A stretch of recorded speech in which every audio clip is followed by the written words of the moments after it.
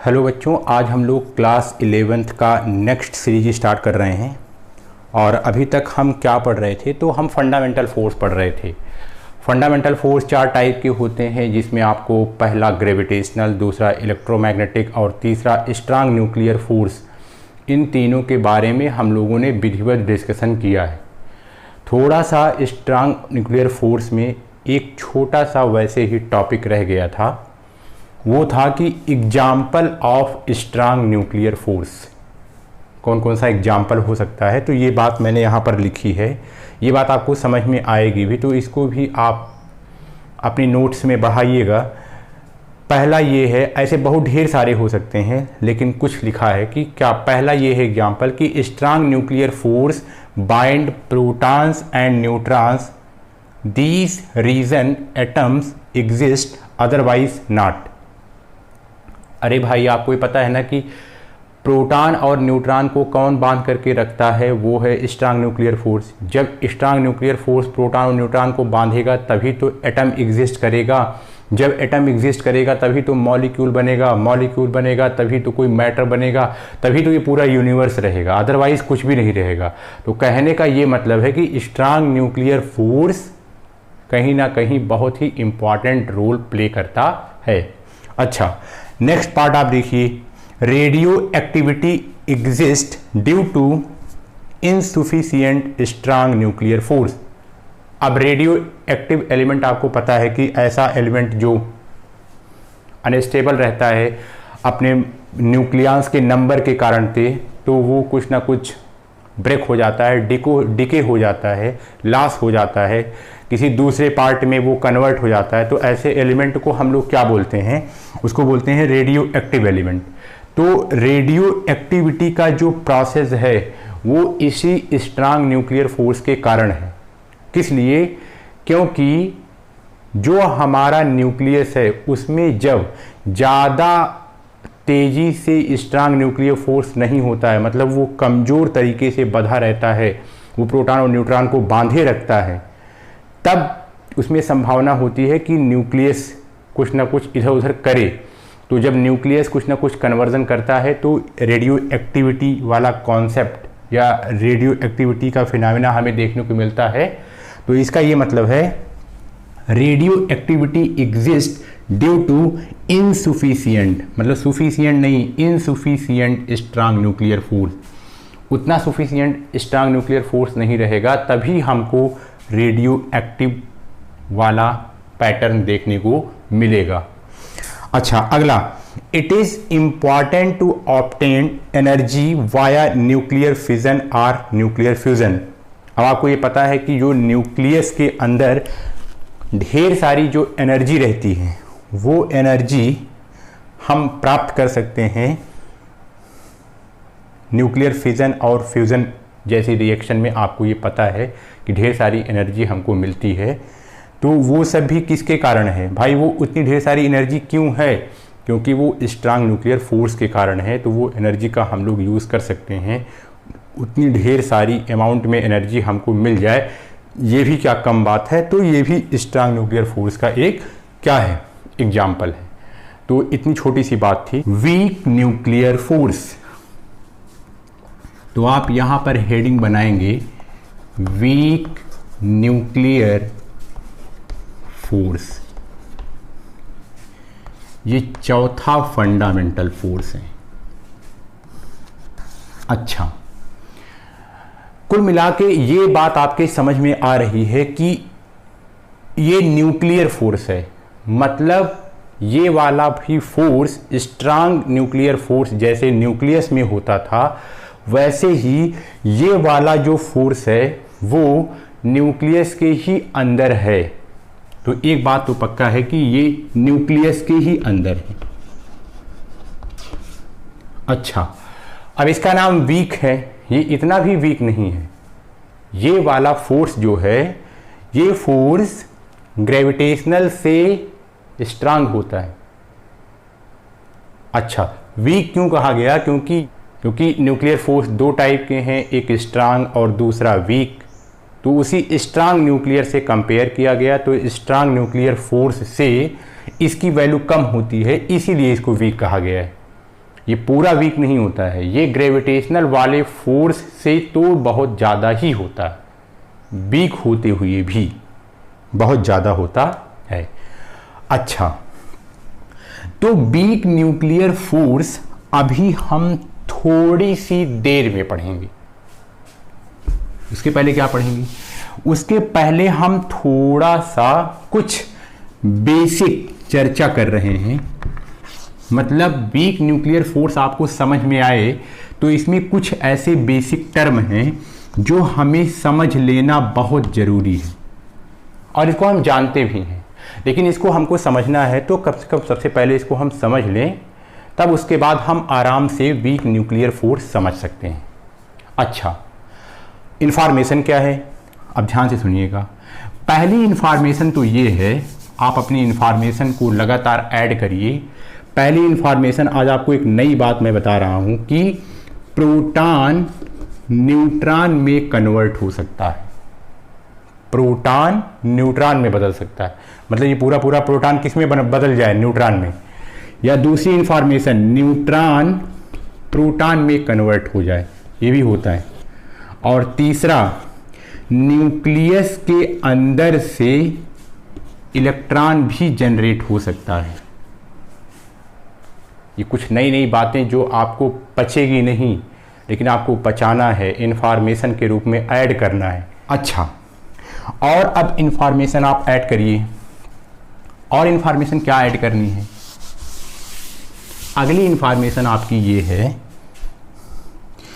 ये आप जानते हैं, आप केमिस्ट्री में मेंडलीफ की जो टेबल है, इसमें आप जानते हैं कि पहले किसी ने बनाया, फिर बदल गई, फिर बदल गई, फिर बदल गई, फिर बदल गई। लास्ट में जो सबसे ज़्यादा एक्सेप्ट हुई वो कहा गया, क्या कहा गया कि एटॉमिक नंबर ही किसी भी एलिमेंट का आइडेंटिटी होती है। एलिमेंट की आइडेंटिटी,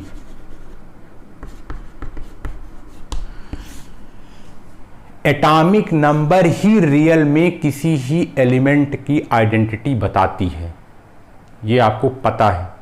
अच्छा, एटॉमिक नंबर होता क्या है? एटॉमिक नंबर होता है किसी भी एटम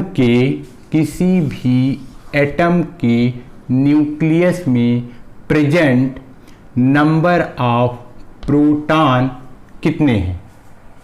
तो एटॉमिक नंबर मतलब इसको क्या है? ये नंबर ऑफ प्रोटॉन। किसी भी न्यूक्लियस में कितना नंबर ऑफ प्रोटॉन है, उसी नंबर ऑफ प्रोटॉन के बेसिस पर किसी भी एलिमेंट की आइडेंटिटी होती है। ये मैं क्या कह रहा हूं, इस बात को आप फिर से सुनिए। पहले इस बात को आप ध्यान से सुनिएगा। मान लीजिए कि मैंने यहां पर कई एटम बनाए, एटम, ये इसका न्यूक्लियस, ये एटम, ये इसका न्यूक्लियस, ये एटम, ये इसका न्यूक्लियस। फिर से सुनिए, ये एटम, ये इसका न्यूक्लियस। अब ध्यान से सुनना। मान लीजिए मैं ये कह रहा हूं, यहां पर मैं अंदर न्यूट्रॉन की संख्या नहीं लिखूंगा, सिर्फ प्रोटॉन की। मान लीजिए मैं कह रहा हूं कि यहां पर अंदर एक प्रोटॉन है, यहां पर 2 है, मतलब संख्या प्रोटॉनों की। यहां पर प्रोटॉनों की संख्या 3 है। अच्छा, यहां पर प्रोटॉनों की संख्या 2 है। अब ध्यान से सुनिएगा, ये एक एटम है, किसका? तो आप कहेंगे ये हाइड्रोजन का एटम है। हाइड्रोजन क्या है? आप जानते हैं केमिस्ट्री में, ये एक एलिमेंट है। मतलब हाइड्रोजन एलिमेंट होना एक आइडेंटिटी है। ये बात हमें कैसे पता चली? तो आप कहेंगे कि जो इसके न्यूक्लियस के अंदर नंबर ऑफ प्रोटॉन है उससे पता चला। और आपको ये पता है कि अगर किसी न्यूक्लियस के अंदर, किसी भी एटम के न्यूक्लियस के अंदर नंबर ऑफ प्रोटॉनों की संख्या 1 रहे तब वो हाइड्रोजन होता है। अच्छा, किसी भी एटम के न्यूक्लियस के अंदर अगर नंबर ऑफ प्रोटॉनों की संख्या 2 रहे तो वो हीलियम होता है। किसी भी एटम के न्यूक्लियस के अंदर प्रोटॉनों की संख्या अगर 3 रहे तो वो लिथियम होता है। ये सब आप जानते हैं। अच्छा, अगर यहां पर 2 है तो बताइए ये कौन सा है, तो आप कहेंगे हीलियम। अब मेरी बात ध्यान से सुनिएगा, मतलब 1 हमेशा फिक्स है हाइड्रोजन के लिए। किसके लिए? हाइड्रोजन के लिए। 2 हीलियम, 3 लिथियम और 2 हीलियम।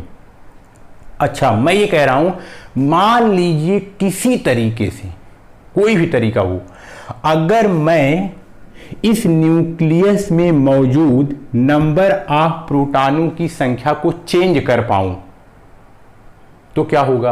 वैसे मैं एक ऐसे ही हाइपोथेटिकल आपसे बात कर रहा हूं। अगर मान लीजिए मैंने ये कहा कि मैं अब इसको 2 के प्लेस पर मैंने इसको 3 कर दिया, अब ना ये हीलियम नहीं रहेगा, अब ये लिथियम बन जाएगा।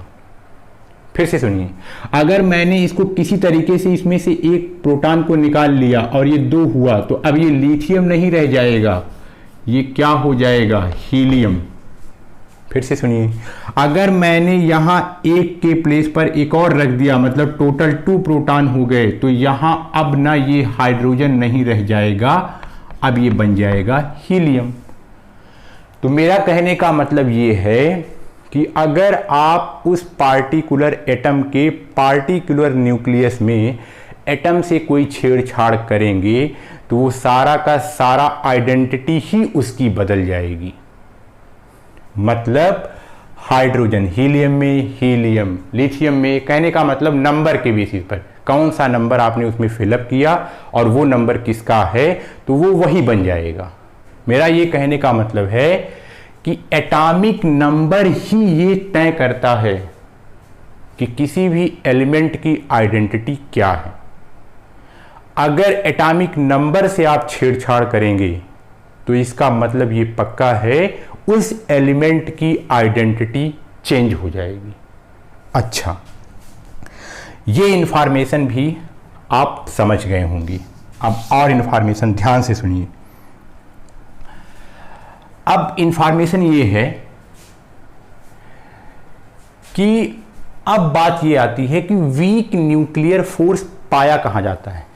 अभी तक हमने ग्रेविटेशन देखा, इलेक्ट्रोमैग्नेटिक देखा, हमने स्ट्रांग देखा, हमको नेचर में 3 टाइप के फंडामेंटल फोर्स समझ में आए।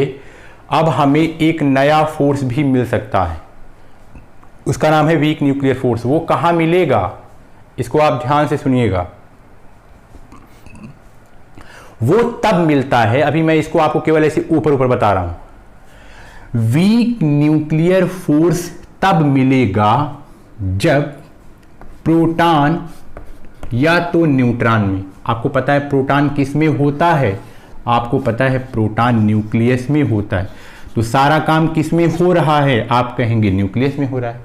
अगर कोई प्रोटॉन न्यूट्रॉन में चेंज हो जाए तब कुछ पार्टिकल जनरेट होता है।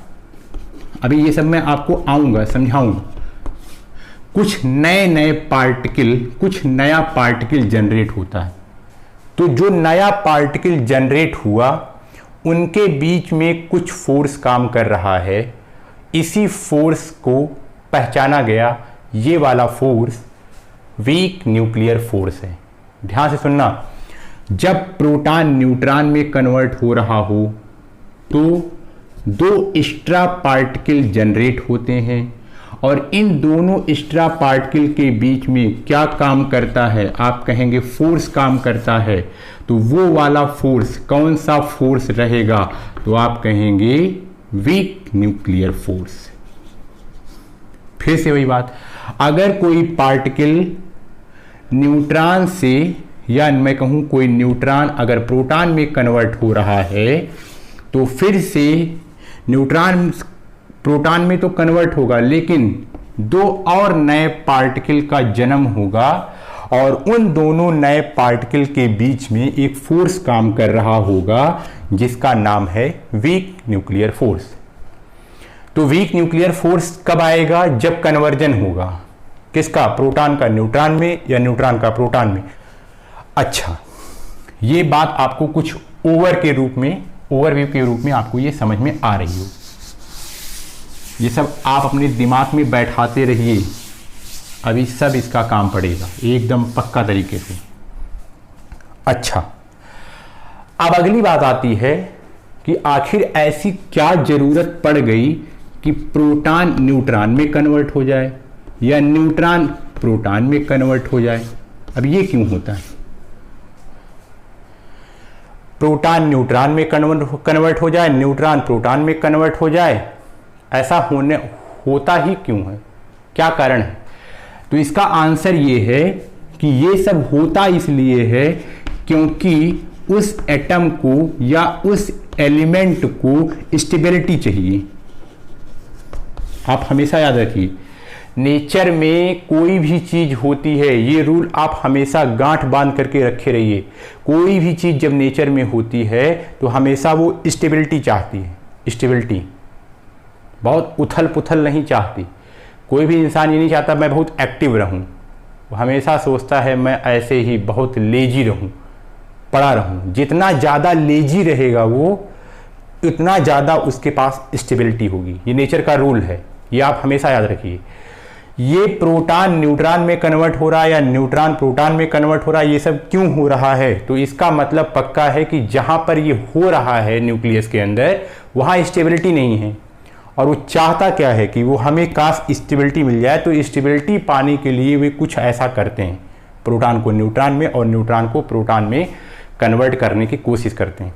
और जब यही प्रोटॉन न्यूट्रॉन में वो कन्वर्ट करेंगे या न्यूट्रॉन प्रोटॉन में कन्वर्ट करेंगे तो दो एक्स्ट्रा नए पार्टिकल जनरेट होंगे और उन जो नए जो पार्टिकल जनरेट हुए उनके बीच में जो फोर्स काम करेगा, उसी फोर्स का नाम होगा वीक न्यूक्लियर फोर्स।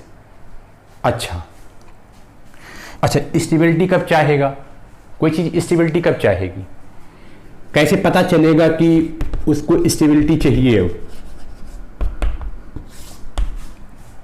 देखिए, अगर कोई चीज, मैं अगर मैटर की बात करूं, मान लीजिए नेचर में एग्जिस्ट कर रहा है, अगर वो अपने मास से ज्यादा, कहीं कुछ ज्यादा ही वो एग्जिस्ट कर रहा है, तो इसका मतलब ये पक्का है कि उसकी स्टेबल होने की संभावना कम है। अरे भाई, अगर एक मंजिला इमारत है तो वो उसकी स्टेबिलिटी ज़्यादा है। अगर आप पता लगा एक मंजिला इमारत के ऊपर ऐसे 1000 इमारत आप ऐसे बनाते चले गए, ऊपर ऊपर ऊपर ऊपर, तो जितना ज़्यादा आप उसका डायमेंशन बढ़ाते चले जाएंगे तो आप क्या पाएंगे कि उसकी स्टेबिलिटी उतनी ज़्यादा रहेगी नहीं, उसकी गिरने की संभावना है, वो स्टेबल नहीं है। इसका मतलब वहाँ पर खतरा है। वो अगर कहीं भी मौका पाएगा तो जो आपने इतना बड़ा फ्लोर खड़ा किया है वो ज़रूर कुछ अपना पार्ट गिरा करके, छोटा होकर के वो स्टेबल होना चाहेगा। तो यही हाल न्यूक्लियस का होता है।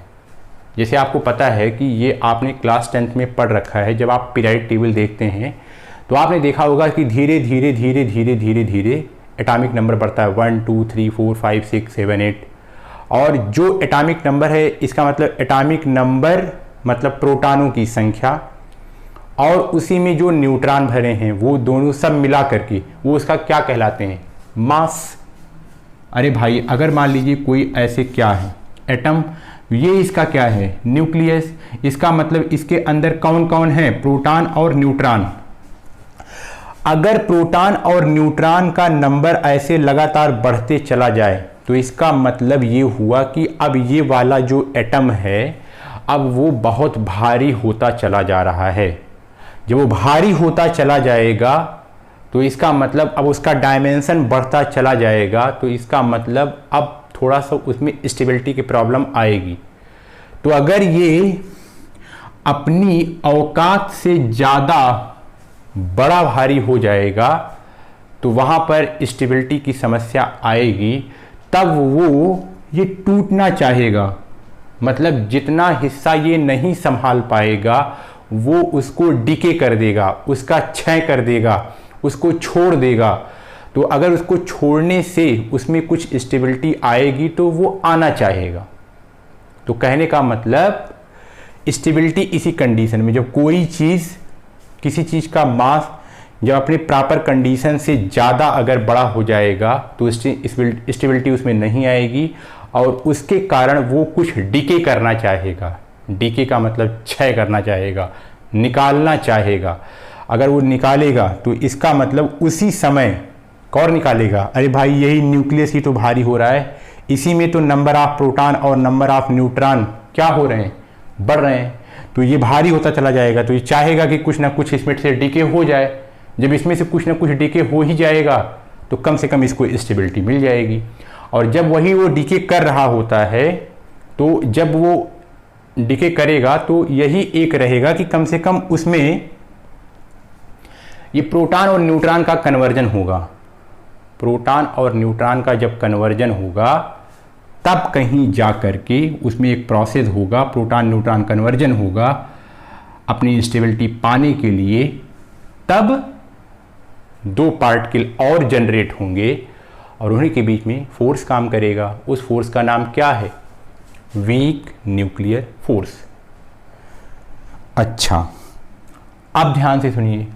अब बात ये आती है, ये सब आपकी केमिस्ट्री की थ्योरी है, आप इसको जानते हैं क्या, कि 83 से ज़्यादा जिस भी एलिमेंट का एटॉमिक नंबर 83 से ज़्यादा होता है उसको लगभग मैं कह रहा हूं कि उसको अनस्टेबल माना गया है। उसको क्या कहा गया है, वो अनस्टेबल है। अच्छा, अनस्टेबल की कई शर्तें हैं। एक तो शर्त ये है कि अगर उसका एटॉमिक नंबर 83 से ज़्यादा हो जाए तो समझ लो कि वो अनस्टेबल की तरफ जा रहा है, मतलब उससे टूटने की संभावना ज़्यादा है, मतलब उसमें डिके होने की संभावना ज़्यादा है। अच्छा, या तो ये, या तो अब ध्यान से सुनिए, या तो आपको ये भी पता है कि यानी कि किसी भी ये कोई न्यूक्लियस होता है तो ये भारी कब होता है, जब इसमें प्रोटॉन और नंबर ऑफ न्यूट्रॉन का नंबर बढ़ता बढ़ता चला जाए।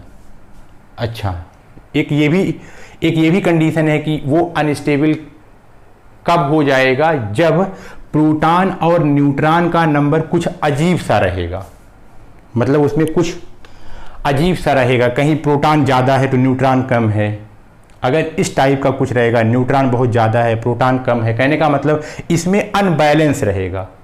इसमें अगर अनबैलेंस रहेगा तब भी ये जो एटम है पूरा वो अनस्टेबल कंडीशन में रहेगा।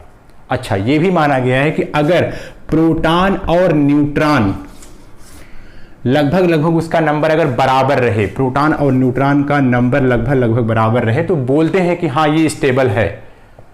लेकिन ये हमेशा नहीं, लेकिन मैक्सिमम टाइम अगर प्रोटॉन और न्यूट्रॉन का नंबर अगर अप्रॉक्सीमेट इक्वल है तो वो स्टेबिलिटी मानी जाएगी। अच्छा, अगर इसी प्रोटॉन और न्यूट्रॉन के नंबर में भी फ्लक्चुएशन है, मतलब डिफरेंसेस हैं, तब भी उसको बोला जाएगा कि वो स्टेबल नहीं है। जब प्रोटॉन और न्यूट्रॉन का नंबर लगभग क्या हो, लगभग ऑलमोस्ट सेम हो, तो बोलेंगे कि हाँ ये स्टेबल है।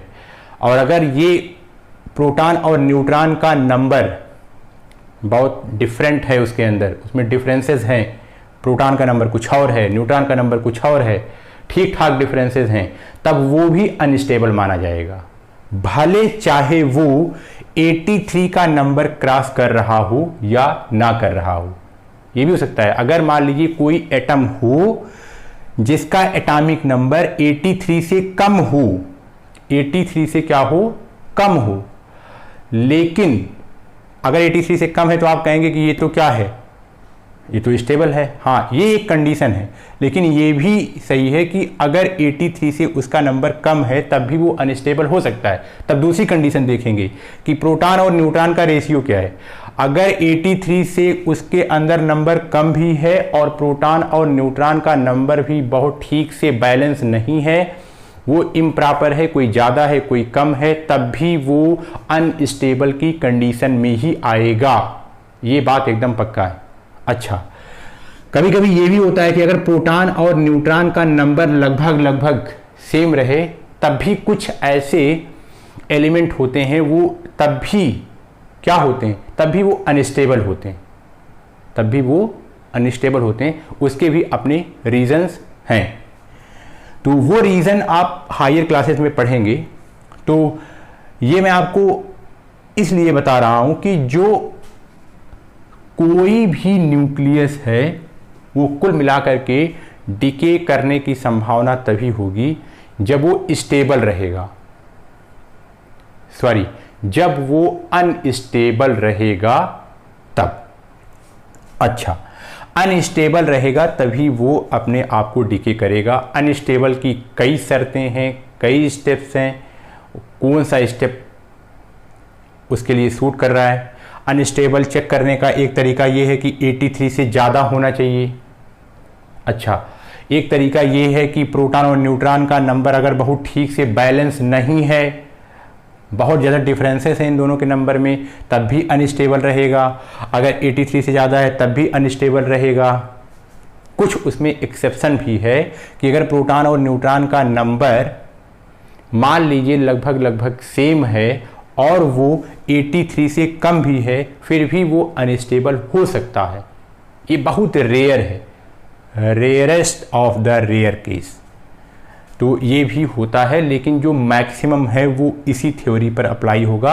स्टेबिलिटी तब होगी जब 83 से कम होगा और प्रोटॉन और न्यूट्रॉन का नंबर लगभग इसका रेशियो सेम होगा, तब जान लीजिए कि ज़्यादा से ज़्यादा पॉसिबिलिटी है कि वो स्टेबल रहेगा। और नहीं तो अगर ये दोनों कंडीशन नहीं फॉलो करेगा तो समझ जाइएगा कि वो अनस्टेबल है, अब वो डिके होने की संभावना है, ये पक्का है। अच्छा, अब हम चलते हैं आगे।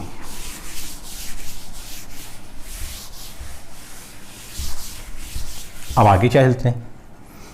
अभी आपको पता चला, कुल मिला के आपको एक बात पता चल गई, क्या? अगर किसी एटम में प्रोटॉनों की संख्या या एटॉमिक नंबर 83 से ऊपर रहेगा तब उसके अनस्टेबल होने की ज़्यादा संभावना है। जो अनस्टेबल होगा वो वहाँ पर डिके होने की संभावना ज़्यादा है। एक कंडीशन तो ये है। डिके कब होगा? डिके कब होगा? इफ़ जो Z है वो 83 से क्या रहे? ज़्यादा रहे। Z आप समझ रहे हैं, ये है एटॉमिक नंबर। अच्छा, दूसरी कंडीशन, डिके कब होगा? डिके तब होगा जब प्रोटॉन और न्यूट्रॉन का नंबर अनबैलेंस रहेगा। इसका नंबर क्या रहेगा? अनबैलेंस। जब इनका नंबर अनबैलेंस रहेगा तभी एक कंडीशन है। प्रोटॉन और न्यूट्रॉन का नंबर अगर लगभग बराबर रहेगा तो स्टेबल रहेगा। अगर मान लीजिए प्रोटॉन और न्यूट्रॉन का नंबर अनबैलेंस रहे, कोई ज़्यादा है कोई कम है, तो इसका मतलब अगर वो अनबैलेंस है तब भी समझ लीजिए कि वो अनस्टेबल है, तब भी जान लीजिए वो क्या होगा? वो डिके होगा, वो डिके होगा। अच्छा, कुछ एलिमेंट ऐसे होते हैं, पता लगा कि वो 83 से कम भी है और उसका प्रोटॉन और न्यूट्रॉन का नंबर का जो रेशियो है वो भी ठीक है, फिर भी वो डिके होते हैं। तो वो एक्सेप्शन केस में आते हैं, वो भी होते हैं, लेकिन वो बहुत रेयर केस में पाए जाते हैं। अच्छा, तो ये डिके कब होगा? डिके का मतलब किसी चीज़ का क्षरण होना। किसका? आप कहेंगे न्यूक्लियस का। तो जो न्यूक्लियस का जो डिके होता है, जो इनका क्षरण होता है, जो टूटता है, उसका एक नाम है।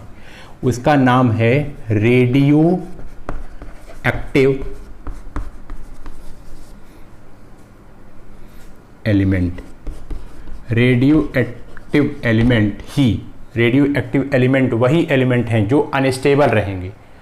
Radioactive element are those element जो क्या रहेंगे, अनस्टेबल। और अनस्टेबल की radioactive element are unstable element. Unstable की कंडीशन क्या होती है, अनस्टेबल की कंडीशन क्या होती है, इसकी दो कंडीशन है, और भी हो सकती है लेकिन हमें इसको देखना है। दो कंडीशन, पहला इसका एटॉमिक नंबर 83 से ज़्यादा हो, और दूसरा प्रोटॉन और न्यूट्रॉन के नंबर में वेरिएशन हो।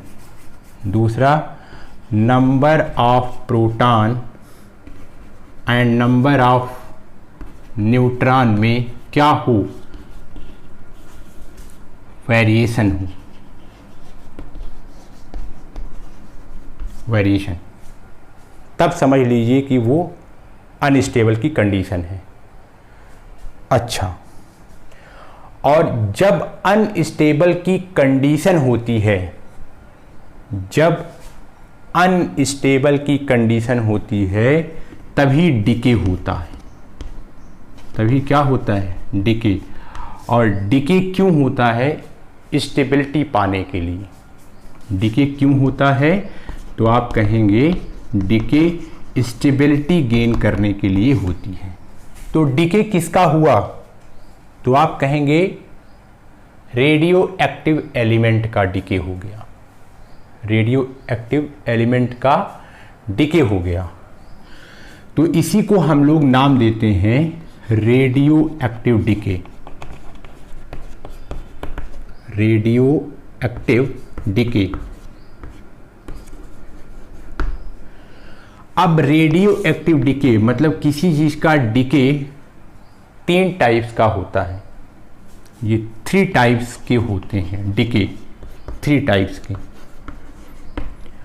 पहला है अल्फा डिके, दूसरा है बीटा डिके,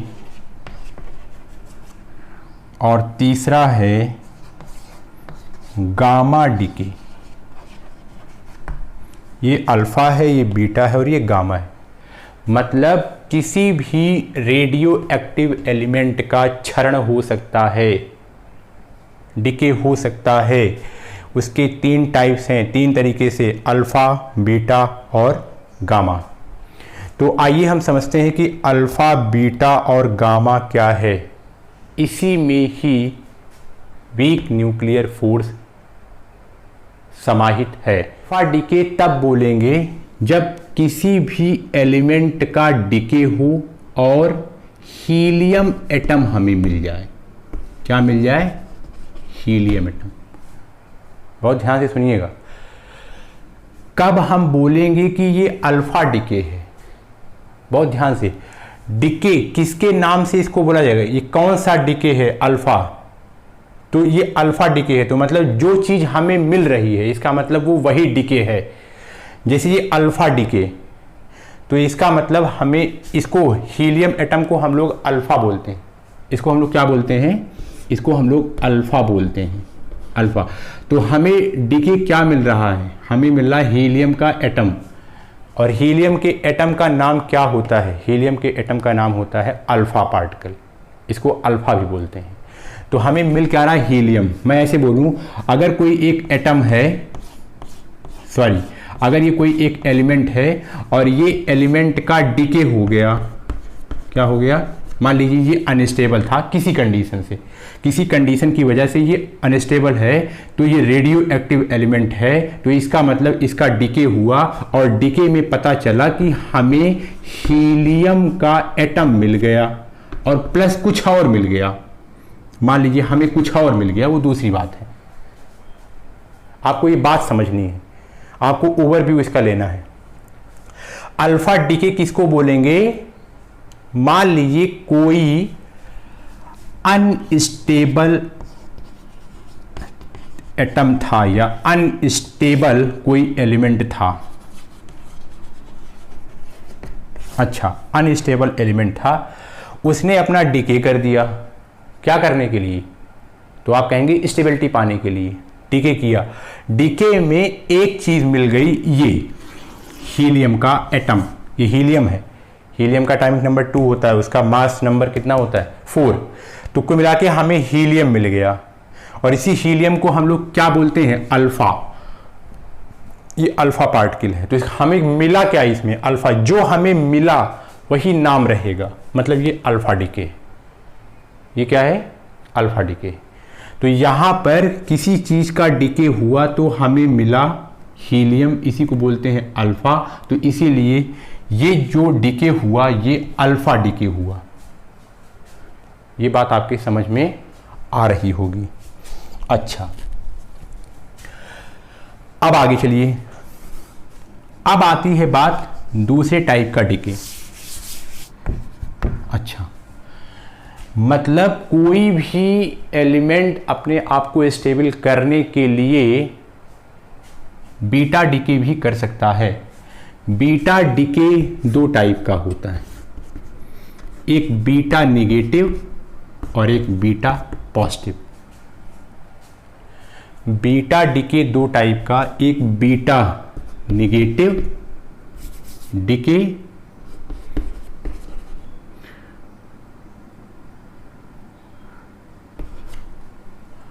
और बीटा पॉजिटिव डीके। अच्छा, अब सुनिए, बीटा डीके का मतलब क्या हुआ? देखिए, जैसे अल्फा डीके में कौन सा जो पार्टिकल था, वो जो एटम था, क्या निकलता था? तो आप कहेंगे हीलियम। वैसे ही बीटा डीके कुछ और नहीं, ये इलेक्ट्रॉन या पॉजिट्रॉन का नाम है।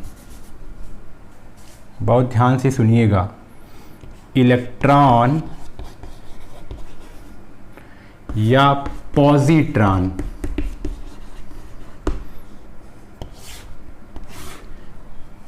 देखिए, अल्फा डीके में जैसे हमें हीलियम का एटम मिलता था, वैसे ही बीटा डीके में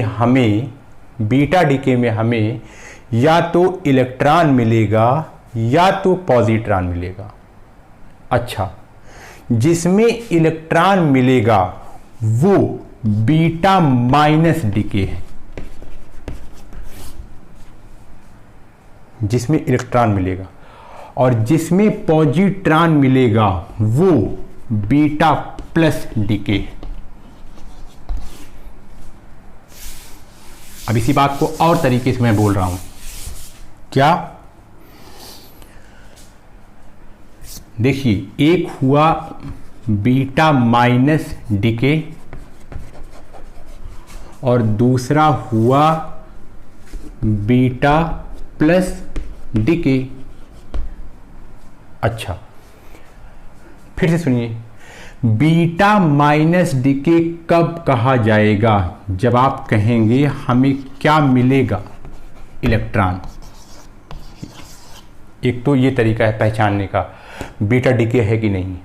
दूसरा, बीटा माइनस डीके कब कहा जाएगा? जब आप कहेंगे न्यूट्रॉन प्रोटॉन में कन्वर्ट होगा। बहुत इंपॉर्टेंट। बीटा माइनस डीके कब कहा जाएगा? जब आप कहेंगे कि इलेक्ट्रॉन मिलेगा। ठीक है। बीटा माइनस डीके कब कहा जाएगा? जब आप कहेंगे कि न्यूट्रॉन का कन्वर्जन प्रोटॉन में होगा, तब बीटा माइनस डीके है। अच्छा, इधर आइए, बीटा प्लस डीके कब कहा जाएगा? जब आप कहेंगे जब हमें क्या मिल जाए? पॉजिट्रॉन मिल जाए। पॉजिट्रॉन मिल जाए तो बीटा पॉजिटिव डीके। दूसरी कंडीशन, जब कोई भी प्रोटॉन किसमें कन्वर्ट हो जाए? न्यूट्रॉन में।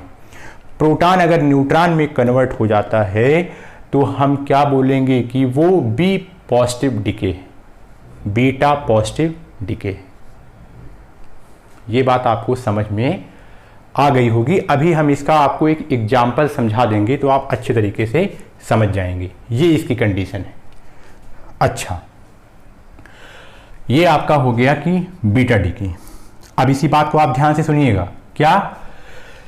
देखिए, बीटा माइनस डिके में, बहुत ध्यान से, न्यूट्रॉन का प्रोटॉन में कन्वर्जन हो रहा है तो पक्का है 2 पार्टिकल और जनरेट होंगे।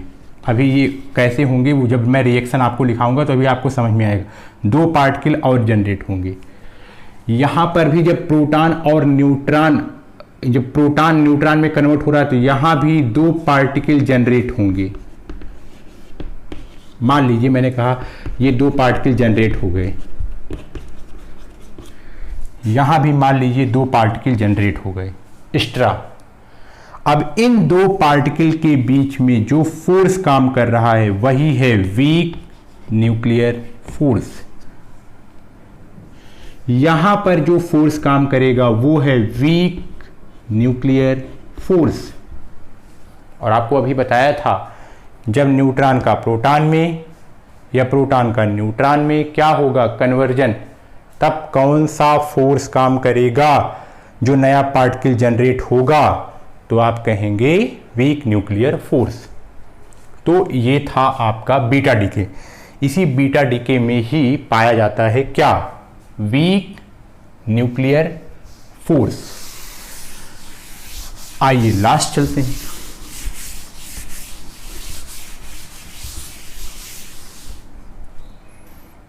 अगला है गामा डिके।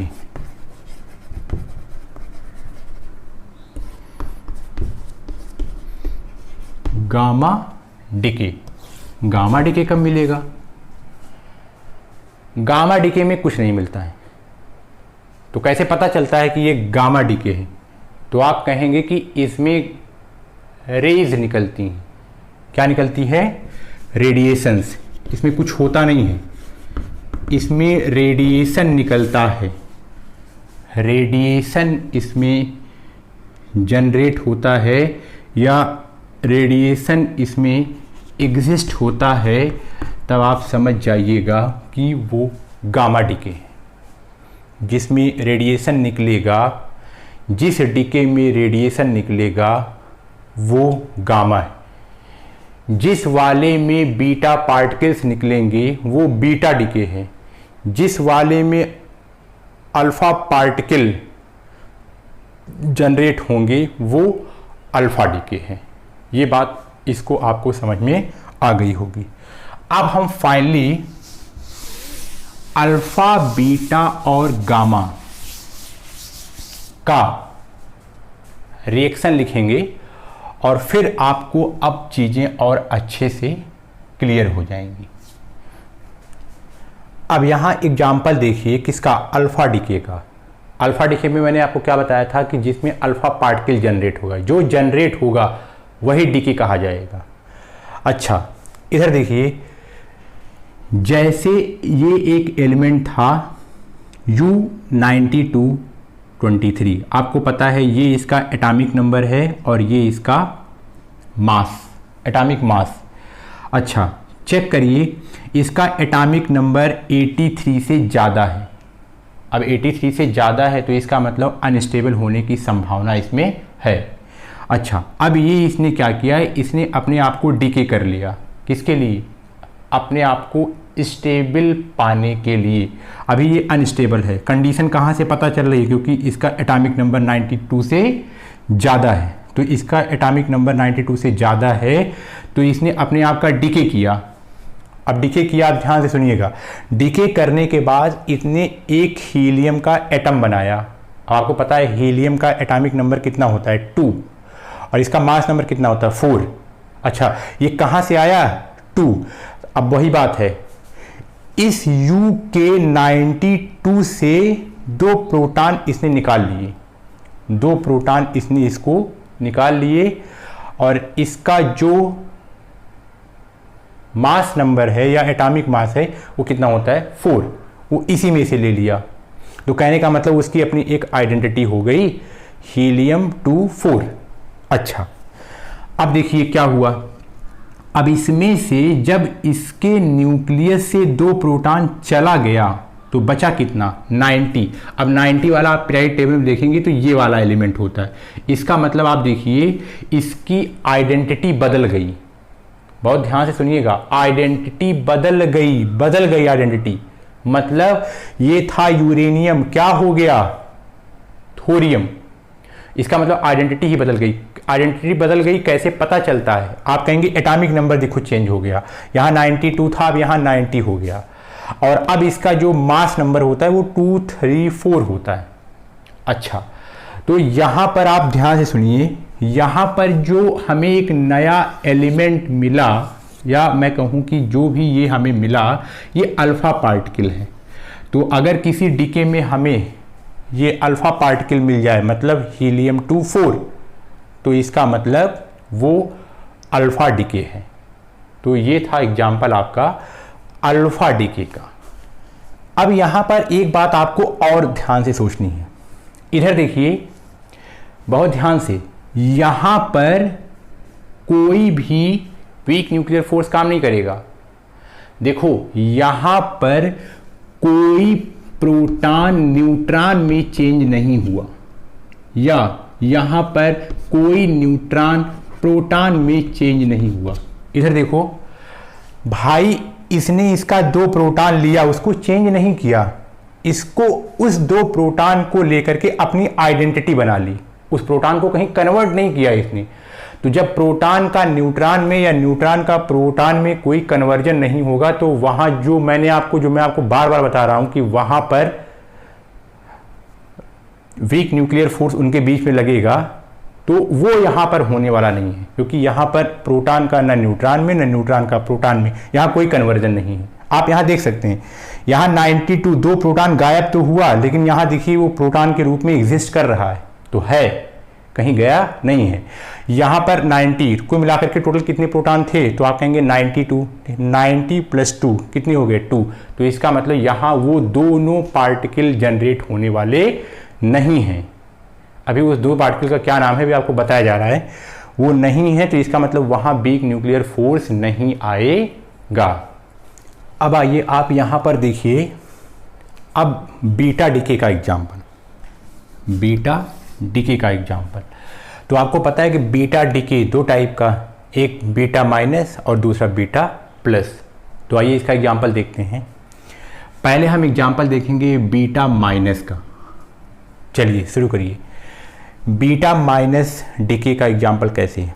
मान लीजिए कि मैंने एक एलिमेंट लिया कार्बन 614, तो आपको पता है ये इसका एटॉमिक नंबर है और ये इसका मास नंबर है। अच्छा, ये अनस्टेबल होता है, ये क्या होता है, ये अनस्टेबल होता है। क्यों अनस्टेबल है, तो आप इसकी कंडीशन चेक करेंगे कि भाई ये तो 83 से बहुत कम है, तब भी अनस्टेबल है। तो आप कहेंगे कि इसमें जो प्रोटॉन और न्यूट्रॉन का जो वेरिएशन है, इसीलिए ये देखिए, जैसे प्रोटॉन यहाँ पर 6 है ये, और न्यूट्रॉन यहाँ पर 8 है, तो यहाँ वेरिएशन है। तो वेरिएशन के कारण इसमें स्टेबिलिटी नहीं है, तो ये स्टेबल होना चाहिएगा, तो ये डीके करेगा। अब ये बीटा माइनस डीके करेगा, इसका मतलब बीटा माइनस तब बोला जाएगा जब क्या मिलेगा, आप कहेंगे जब इलेक्ट्रॉन मिलेगा। आइए, मैंने इसका डीके हुआ तो एक नया एलिमेंट बन गया, नाइट्रोजन। नाइट्रोजन का एटॉमिक नंबर होता है 7। अच्छा, फिर नाइट्रोजन का मास नंबर होता है 14। अभी बात को आपको ध्यान से सुनना है, मास नंबर में प्रोटॉन और न्यूट्रॉन होता है। देखो मास नंबर में कोई चेंज नहीं आया, मास नंबर कितना है 14, यहाँ पर भी मास नंबर कितना है 14। आप देखिए चेंज किस में आया, आप कहेंगे पहले यहाँ 6 प्रोटॉन था, अब प्रोटॉन कितना हो गया 7। जब प्रोटॉन बदल जाता है तो आइडेंटिटी बदल जाती है, इसका मतलब कार्बन था तो अब ये किस में हो गया, नाइट्रोजन में। अच्छा, क्या हुआ, मतलब यहाँ 6 था तो यहाँ 7 प्रोटॉन हो गया। यहाँ 6 प्रोटॉन है तो यहाँ कितना हो गया 7। अच्छा, इसका मतलब एक प्रोटॉन और कहीं से आया है। अरे भाई, इसके पास तो 6 ही प्रोटॉन था, प्रोटॉन कहाँ से आ सकता है, लेकिन इसके पास तो आ गया 7।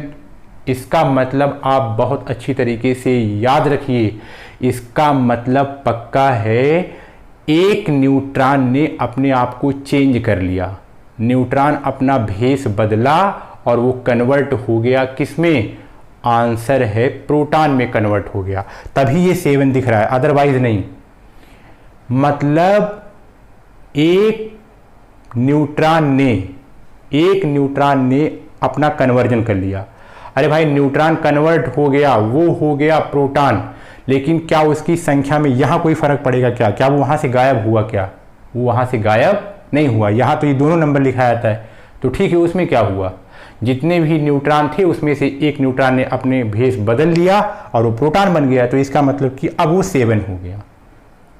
और आपको ये बात बताए थे क्या, जब न्यूट्रॉन प्रोटॉन में कन्वर्ट होता है, न्यूट्रॉन किस में कन्वर्ट होता है, प्रोटॉन में कन्वर्ट होता है, तब वो कौन सा डिके होता है, बीटा माइनस।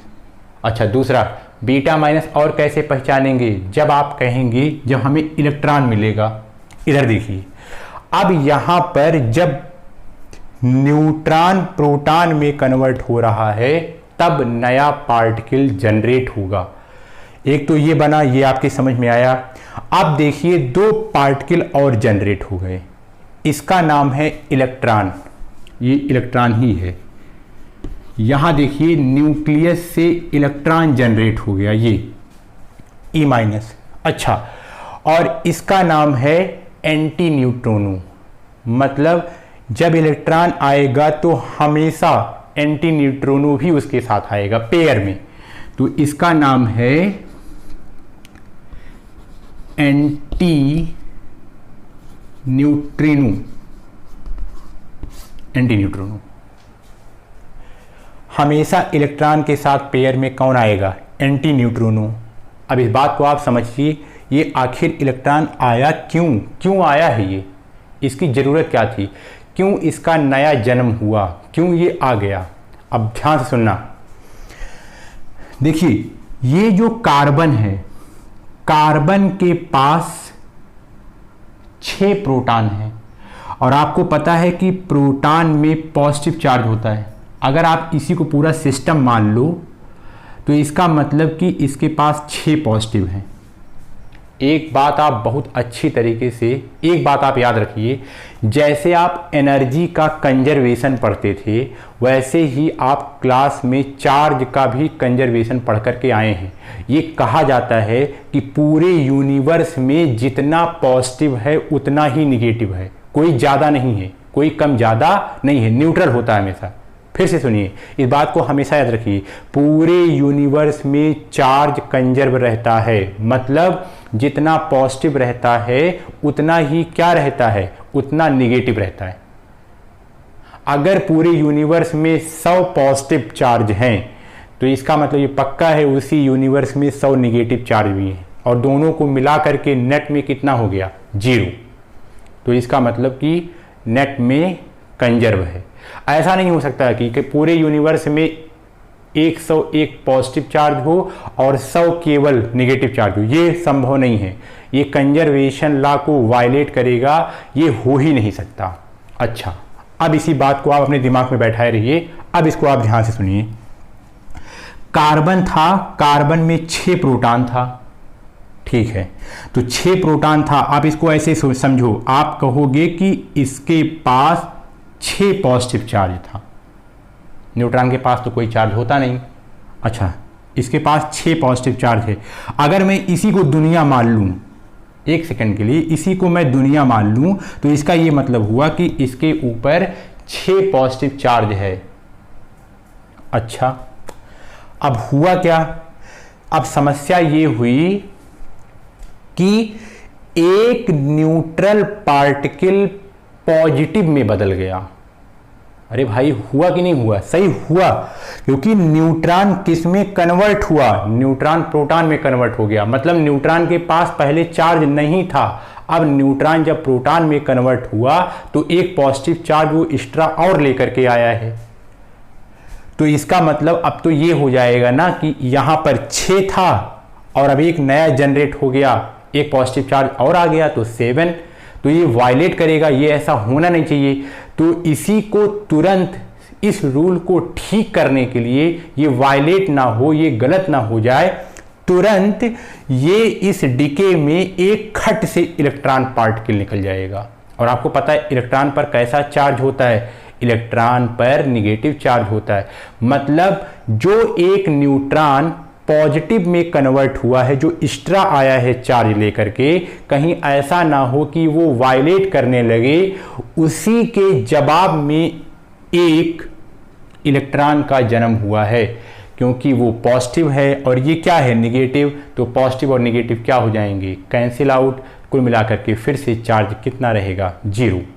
ये बात आपके समझ में आ रही है? या मैं कहूँ उस समय इसके पास चार्ज 6 था तो 6 ही रहना चाहिए, या इसको आप ऐसे भी बोल सकते हैं उस समय चार्ज इसके पास 6 था तो 6 ही रहना चाहिए, अब 7 नहीं आना चाहिए इसमें। तो जो 7वां आया है उसी को ख़त्म करने के लिए ये इलेक्ट्रॉन ने जन्म लिया। अच्छा, अब ये वाला क्यों आया है? अभी इसको थोड़ा सा आप 1 मिनट वेट करो, आपको बता रहे हैं ये पार्टिकल क्यों आया है। चलिए, इसका मतलब तो समझ में आ गया कि ये चार्ज को कंजर्व करने के लिए आया है। अब ये क्यों आया है अभी बता रहे हैं।